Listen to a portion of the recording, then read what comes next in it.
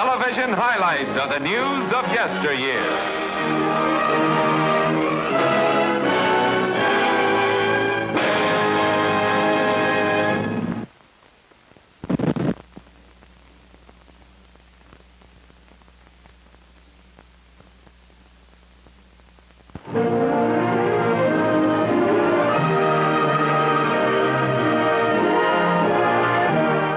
The world is at war in 1917 as Sarah Bernhardt appears before this grateful audience. But March 26, 1923 in Paris, France, the brilliant Bernhardt plays her final role. Chief among mourners are children of orphanage, which was charity nearest to her heart.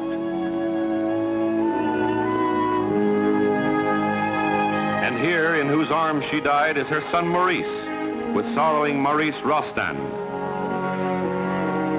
Her greatness as an actress spread her fame around the globe. In Paris, millions lined the streets as the somber but colorful procession passed. Though seriously crippled some years before, she continued her stage work almost to the end, oftentimes being forced by her injury to play her part while seated in a chair. Almost from first stage appearance in 1861 to sad spring day on which she died, Sarah Bernhardt was world's foremost actress, honored and loved wherever she went. It was misty in Paris, March 26, 1923, as in her second-floor bedroom, her son lowered a window to signify that she had died.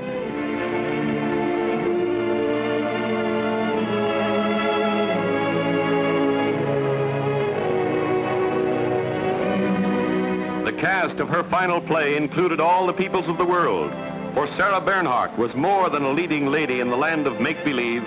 She was a heroine in the world of heartbreaking reality as well.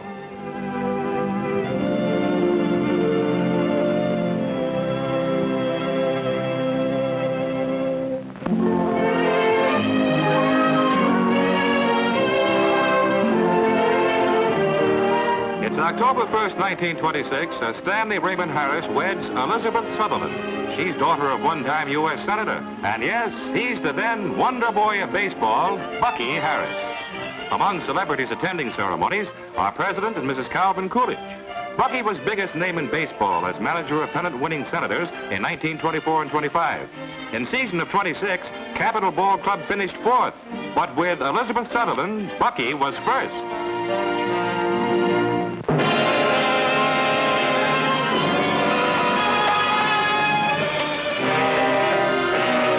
In war-torn skies over England, one of Kaiser's mightiest aircraft is attacked by British fighter plane. This is London Blitz, but this is also 1916, and bombs dropped on British capital are not blockbusters. They're house wreckers, though, and here's sort of damage they did London suburb of Ipswich. Note how walls of building are still standing, and no wonder, for this is size of bombs. So impotent that in many cases, such as these, they don't even go off.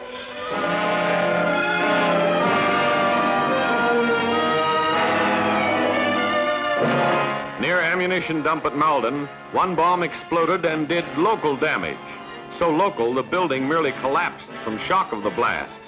But rain of German bombs was serious business in Britain, even in First World War. Little dreaming of the 2-ton giant and city smashers to come in Hitler's time, English civilians organize and drill for bomb and invasion attack. Bike brigades are their mobile units, and men of Yarmouth march in Battle of Britain that was a holiday compared with the catastrophe to come.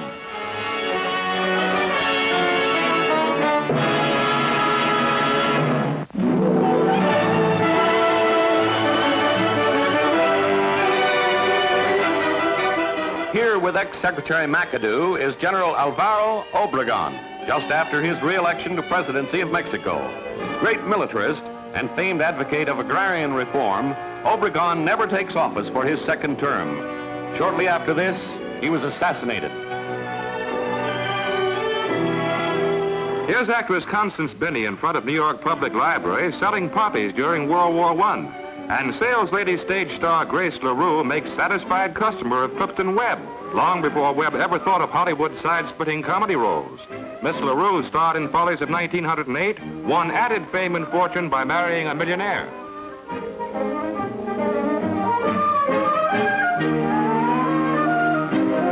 is Delfino Lane, well-known British comic in his heyday. Appearing on Broadway in 1920 with British company of Apgar, he was immediate sensation, was signed to Hollywood contract till the middle 1930s. Delfino Lane.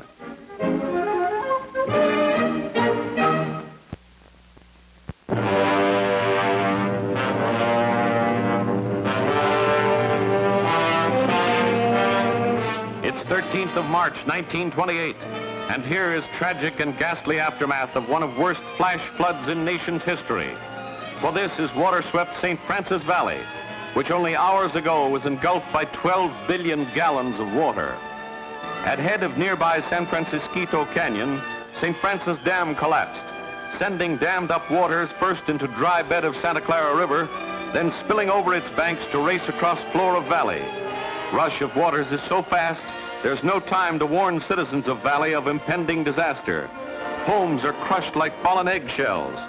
Some canyon villages vanished as papier-mâché in flames. Scores of ranchers and villagers got their first news of dam's collapse when they saw the wall of water rushing down upon them. They never had a chance.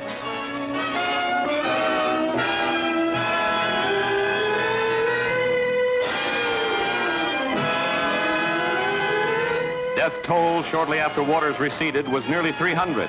When Muddy Valley is fully searched, death will have claimed hundreds more. For more than 1,000 persons are missing. And there was no hope for those still in the vicinity as the waters struck. Striking in the night, the 12 billion gallons of destruction caught most of its victims asleep.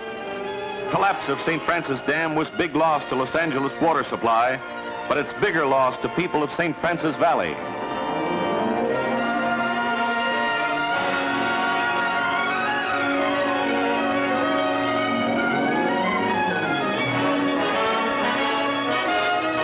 Evidence of flood's force is in crushed floor of this bridge, uprooted and torn asunder by galloping tide. And here's what it was like where hundreds of villagers died the night the dam broke, and its waters shattered the St. Francis Valley.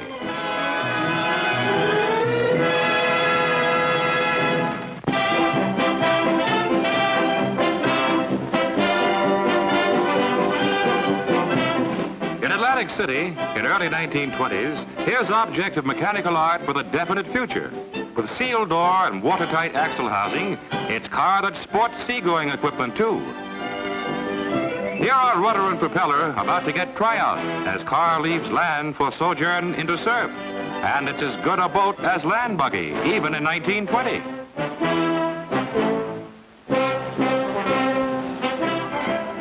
Good in early 1940s, too. With World at War, here's grandson of odd contraption of the 20s, heading for beach and battle in Second World War.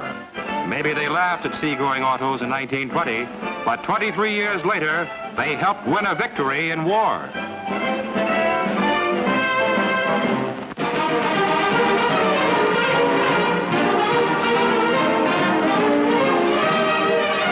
What goes up must come down. On 11th day of continuous flight over Chicago's Sky Harbor, John and Kenneth Hunter refuel in quest of endurance record. It's June 1930, and boys stay aloft for 553 hours.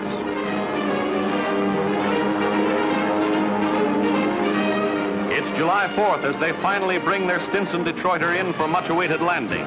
For 23 days they battled the elements, faulty spark plugs, cramped quarters, and desire for sleep.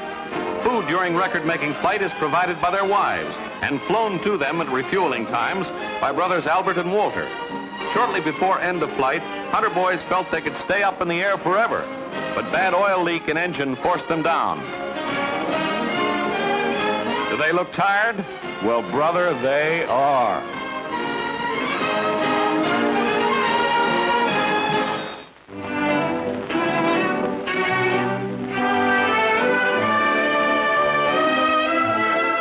Fashions from Philadelphia, way back in the early 20s. When jazz was the rage and prohibition still a lark, this was the outfit for a well-dressed afternoon. Well, something was well-dressed anyway. Travel clothes consisted of flannel dress with wraparound cape-type jacket. Spirits high, waistline low. Latest thing in making the 1920s damsel a fine figure of a woman is this black satin corset. No white shoes and stockings again.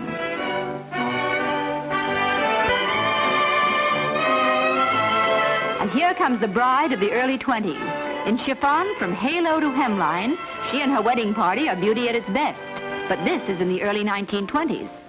In 1926, Louise Clair, 19 years old, is named America's Loveliest Girl.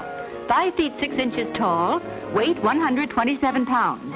Viennese artist who found her calls her a real daughter of the gods. A professional dress designer by profession, Miss Clark designed the smocks her fellow office workers are wearing. Yes, in 1926, Louise Clark was hailed as a beauty with brains.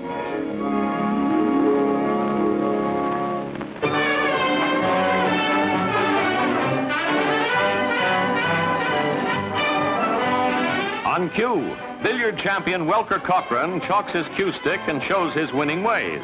It's March 10th, 1922, and at New York's Strand, Cochran has just licked Erich Hagenlocker of Germany for billiard champion with average of 341.8 to 317. It's big comeback for Cochran, who as recently as October 1921 could place no better than third in Chicago contest. Let's have a look at his style.